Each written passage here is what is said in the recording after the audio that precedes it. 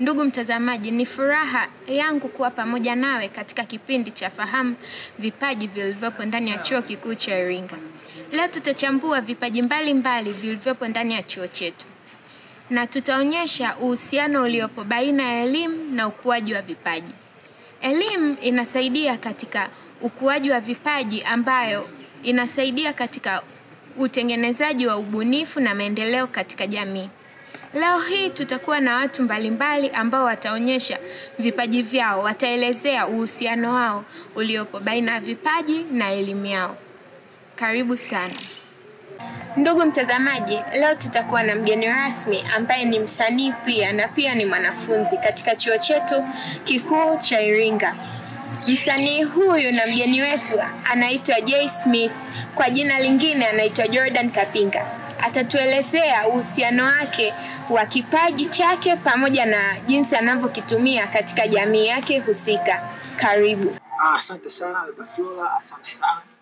Nimefurahi sana kwamba nimefarijika kuwa na wewe muda huu, na imani itakuwa interview nzuri sana. Watu wengi watakufahamu vitu vingi sana kutoka kwa Jay Smith, Jordan Kapinga kama nilivyosema.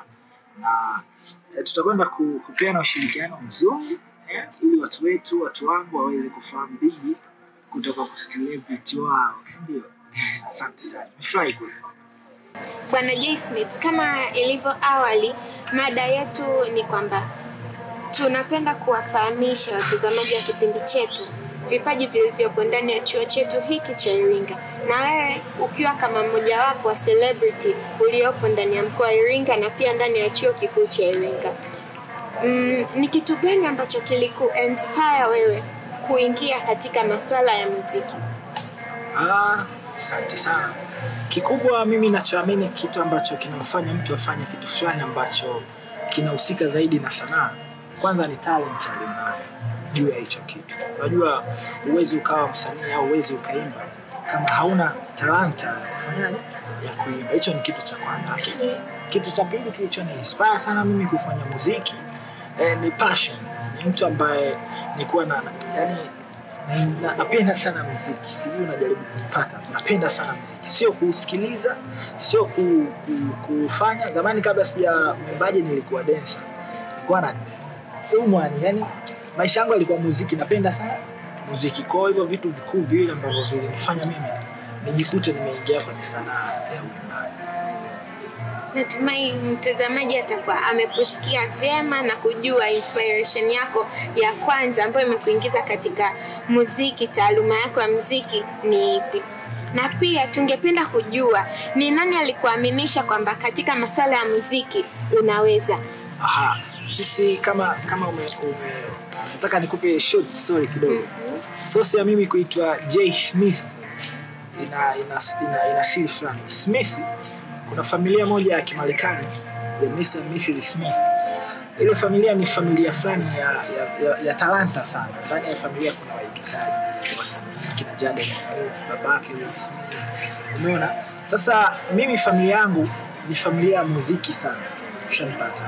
Babangu alikuwa way back, alikuwa msanii, alikuwa pia DJ, mamangu naye, na sisi familia yetu wote, watoto wote tunafanya muziki. Sio kaka, sio mimi, sio mdogo wangu. Wote tuna hiyo chembe-chembe ya muziki. Kwa hiyo watu wa kwanza ambao mimi walinifanya niingie kwenye muziki, kwanza familia yangu. Naiona familia yangu inafanya muziki na mimi nikijaribu naweza. Sasa kwa nini na mimi nisifanye? Nikajikuta najikuta naingia zaidi ndani ya muziki. Nakumbuka wimbo wangu wa kwanza nimefanya siku upload kokote, lakini ilikuwa niko darasa 6 kitu kama hicho. Kwa hiyo ni kiasi gani nilikuwa na upenda muziki since niko dogo. Sisi kipo wadogo tunatoka na baba tunaenda club, kisha DJ. Tunaenda na club, tunaona watu wanaimba, wanafanya nini. Kwa hivyo familia yangu ndio kitu cha kwanza kabisa kuniinspire kuingia muziki, na ndio mashabiki wangu wa kwanza. Mwezi amini hakuna nyimbo yangu ambayo mama yangu haimbi mwanzo mwisho. Kwa hivyo kabla hata hatujaenda mbali, hatujaendelea kuelezana mengi, ningependa uwape watazamaji wetu kionjo kidogo cha wimbo wako wa kwanza. Wimbo wangu wa kwanza niliandikaga nikiwa, unajua utoto, idea zilikuwa za kitoto. Kama sikiji melody sasa. Pesa za dadi mami yuko fit, dadi utabani baby, fanya faster, waishi hospitalini, mwana mwenzangu some kijijini uonekane, hata nyumbani upatikane, wekwe na wapi baby, pombe menona. Ilikuwa ni utoto fulani, lakini kwa kipindi hicho nikaona kweli nimeandika kwa sababu unajua utoto kila hata nafanya hivyo. Ilikuwa zamani sana hivi. Na mbali na muziki, ni kitu gani kingine ambacho unafanya ukiondoana na hii kipaji chako cha wewe kwamba ndio una taaluma ya music? Maana kuna mtu mwingine unaweza kukuta ndio taaluma yangu ni ualimu. Je, mbali na ualimu unaweza ukamkuta yeye ni mwalimu lakini bado anakuwa ni mfanyabiashara, anakuwa anauza mboga, anafanya hiki, anajichanganya. Na wewe mbali na kufanya muziki celebrity, tunaomba utuambie ni mambo gani unayafanya?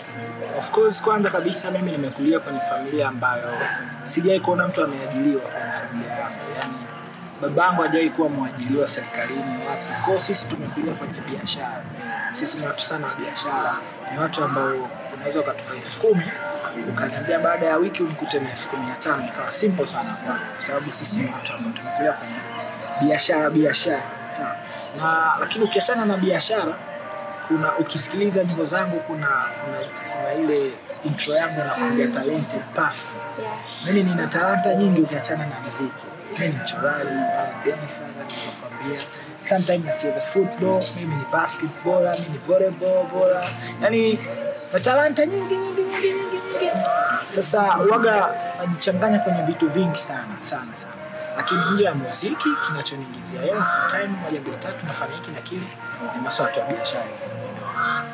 Sometimes tunakuwa tunafanya biashara huo kwa mtu akitaka kwa sababu nimefanya kazi pia kama miaka 3. Najua kila kitu mpaka elimu bei ya juu na watu nitakuchukulia.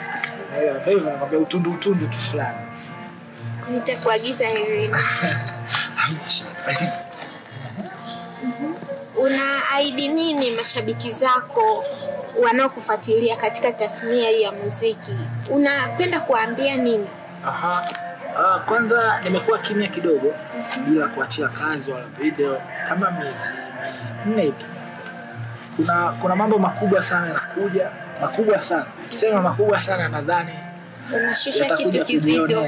Nitakuja kujionea mambo makubwa ambayo yanakuja, na naamini kila shabiki yangu atakwenda kujivunia juu yangu. Kuna mambo makubwa yanakuja. Kwa hiyo nachoahidi zaidi mashabiki zangu wasikae mbali na mimi, wasiniache, waendelee kunishika mkono, wanisupport since tuko hivi zero. Naamini soon kuna makubwa, yani you can't explain more. Nisiseme sana kwa sababu Mungu ndo anajua, ila kuna makubwa sana mazito yanakuja noma sana. Na kitu chetu cha mwisho, unapenda kutoa ushauri gani kwa upcoming musicians? Yani unapenda kuwapa ushauri gani yule mtu ana kipaji cha music lakini anaogopa na yeye pia ni msanii au wasanii chipukizi? Ni ushauri gani unapenda kumpa? Kitu cha kwanza, talanta yoyote mtaji wa kwanza wana sanaa ni watu. Kwa hiyo asiogope kujaribu anachokifanya kwa sababu hawezi kuonekana kama hata ukifanya mbele za watu au hata ukifanya ili watu wajione. Kwa cha kwanza ni yeye kuamua, kuthubutu ukifanya kitu ambacho anahisi anakiweza kukifanya ndani. Kama ni msanii, fanya, imba watu wakusikie, wakuone, wakupe comment, waseme una kitu au ongeza kitu fulani uje kuwa bora zaidi. Kitu cha kwanza. Lakini kitu cha pili, nidhamu.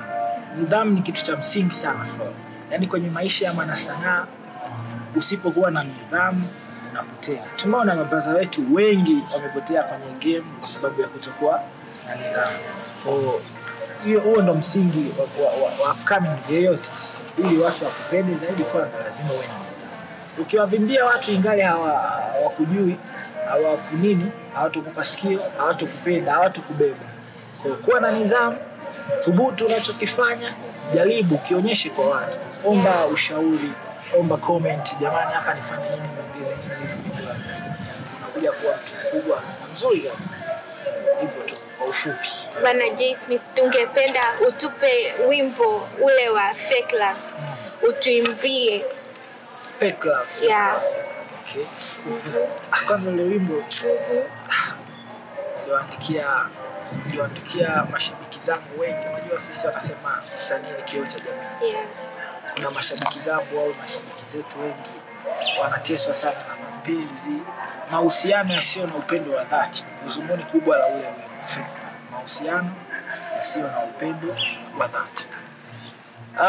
Amini kwamba machozi ya huzuni huwa yafutwi kwa leso, naona tu najiongopea, natafuta sana aliyesema ukipenda penda kweli, haisi kama alikosea, unampa moyo wako utunze, upende, ulinde mwenzako dana na uchezea, unatafuta kwa jasho na damu utimize anachotaka, lakini yeye mwenzako utomkea.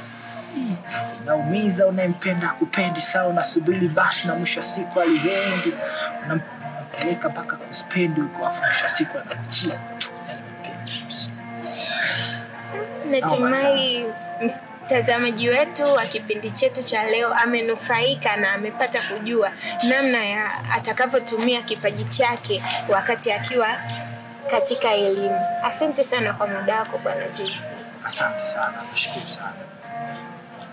Mpendwa mtazamaji, na hivi sasa tutaenda kusikiliza mitazamo mbalimbali kutoka kwa baadhi ya watu ya namna ya utumiaji wa vipaji vyao katika jamii zetu. Karibu. Habari za wakati huu, kwa majina naitwa Redenta D. Felix. Ni Miss University of Iringa 2024-2025 na pia ni mwanafunzi wa sheria mwaka wa pili. Najivunia kukuza kipaji changu cha Miss kupitia University of Iringa kwa sababu naweza nikasema ni mahali sahihi ambapo nimepachagua katika kukuza kipaji changu. Na pia tangu nimefika hapa nimekutana na watu mbalimbali ambao wamezidi kufanyika baraka kwangu kwa kunisaidia katika ushauri, kuniongoza kwa vitu mbalimbali na vitu gani natakiwa nifanye na vipi nisifanye katika harakati za kukuza kipaji changu.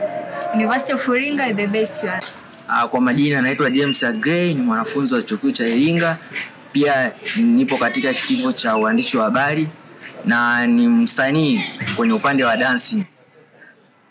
Chuo kikuu cha Iringa najivunia sana kusoma kwenye hiki chuo kwa sababu kimenipatia fursa mbalimbali mimi kama dancer kupitia matamasha mbalimbali ambayo yamekuwa yakiandaliwa na serikali ya wanafunzi ambao yanaitwa UISO Award. Ukiangalia kwa mwaka jana tuliibuka washindi, mimi na kundi langu tukapewa tuzo. Ile tuzo imetufanya tumepata fursa mbalimbali. Watu wakiwa na birthday wanatuita tuna dance, wakiwa na harusi tunaitwa tuna dance. Na hiki kipaji kisingejulikana au kisingetambulisha mimi kwenye game bila chuo kikuu cha Iringa kupitia serikali ya wanafunzi ambao ni UISO Award. Ukitaka kunipata unanipata kwa jina la The Jimmy Black Panda. Ndugu mtazamaji, hivi sasa tumefika tamati ya kipindi chetu pendwa cha kufahamu vipaji vilivyopo ndani ya chuo kikuu cha Iringa. Natumai umeweza kujifunza mengi na umepata maarifa mengi yaliyomo katika watu waliokuwa na vipaji ndani ya chuo kikuu cha Iringa. Natumai wewe kama mtazamaji utaweza kuendelea kukuza kipaji chako na hutokata tamaa. Usisahau kulike, kushare na kusubscribe katika akaunti yetu. Asante.